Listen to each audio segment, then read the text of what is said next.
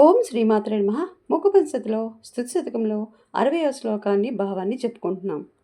జంబారాది ప్రవృతి ముకుటీః పాదయోః పటీయంతి గుంబాన్ వాచం కవిజన కృతాన్ స్వైరమారామయంతి సంపాలక్ష్మీ మణిగణ రుచాం పాటలైః ప్రాపయంతి కంపాతీరే కవి పరిషదాం జృంభతే భాగ్యసీమ. ఇంద్ర దేవతల కిరీటాన్ని తన పాదపీఠంగా చేసుకుంది అమ్మవారు.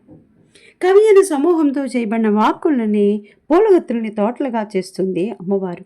మణుల సమూహ కాంతులకి నీలమణుల కాంతితో ప్రకాశిస్తున్న అమ్మవారి శరీర కాంతికి పాటలీ పుష్పాలతో అంటే ఎర్రని పుష్పాలతో మెరుపు తీగ కాంతిని కలిగిస్తూ ఎందరో కవులకి భాగ్యసీమైన కామాక్షిదేవి కంపానది తీరంలో విజృంభిస్తోంది.